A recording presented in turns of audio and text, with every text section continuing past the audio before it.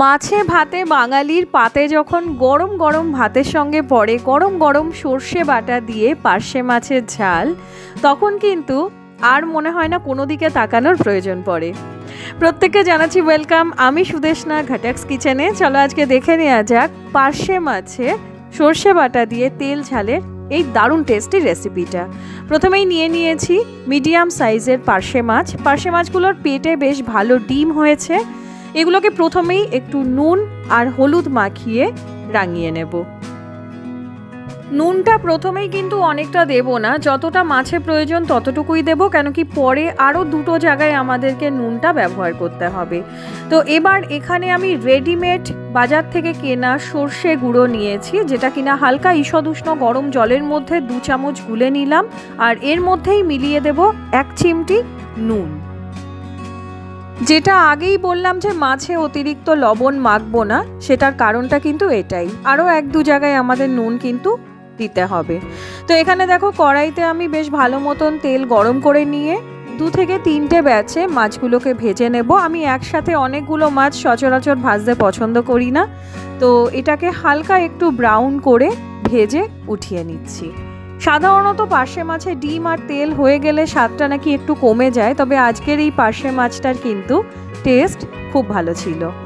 যাই হোক, মাছগুলো সব ভাজা হয়ে গেছে। 2টো ভাজা মাছ আমি সরিয়ে রাখলাম, আর বাকি মাছগুলো আমি ঝোলে রান্না করব। 1 চামচ হলুদ, 1 চামচ ঝাল লঙ্কার গুঁড়ো, 1 চামচ ধনে গুঁড়ো, 1 চামচ জিরে গুঁড়ো। এই শুকনো মশলাগুলোকে আমি সামান্য একটু জল দিয়ে গুলে একটা পেস্ট বানিয়ে নেব। অবশেষে দিয়ে দিলাম 1 চামচ কাশ্মীরি লাল লঙ্কার গুঁড়ো, একটু ভালো রঙের জন্য। তো সর্ষে গুঁড়োর পেস্ট আর মশলার পেস্ট রেডি। এবার বেশ কিছুটা তেল আলাদা করে নিয়েছি, আর বাকি তেলটার মধ্যে একটু কালো জিরে ফোড়ন দিয়ে দিলাম 1.5 খানা পেঁয়াজ। বড় সাইজের পেঁয়াজ ছিল, তো আমি 1.5 খানা পেঁয়াজ দিয়ে দিয়েছি কুচিয়ে। এই রান্নাটা কিন্তু পেঁয়াজ ছাড়াও তোমরা করতে পারো, শুধু সর্ষে বাটা দিয়ে করতে চাইলে পেঁয়াজ রসুনটা দেবে না। তো এবার পেঁয়াজটাকে হালকা ব্রাউন করে ভেজে নিলাম। এরপর দিয়ে দিচ্ছি একটা মিডিয়াম সাইজের চপড টমেটো। ভালো মতন এটাকে কষাতে থাকবো যতক্ষণ পর্যন্ত টমেটো সফট না হয়ে যাচ্ছে। এরপরে অ্যাড করে দেব আগে থেকে গুলে রাখা মশলাটা। এটা দিয়ে একটু সামান্য জল বাটি ধোয়া দিয়ে দেব, আর তারপরে মশলাটাকে কিন্তু বেশ ধৈর্য ধরে অনেকক্ষণ কষাবো।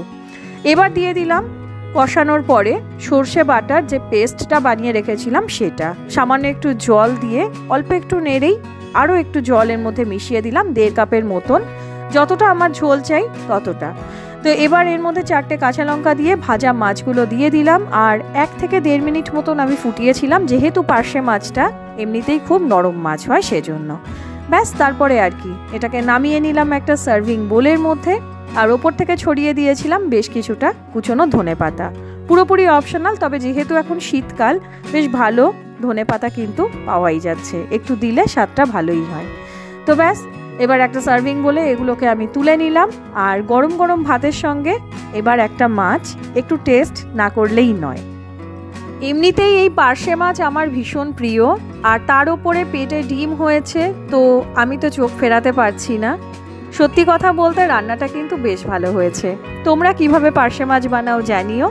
দেখা হচ্ছে তোমাদের সঙ্গে আগামী একটা পর্বে। টিল দেন সবাই ভালো থেকো, বাই বাই।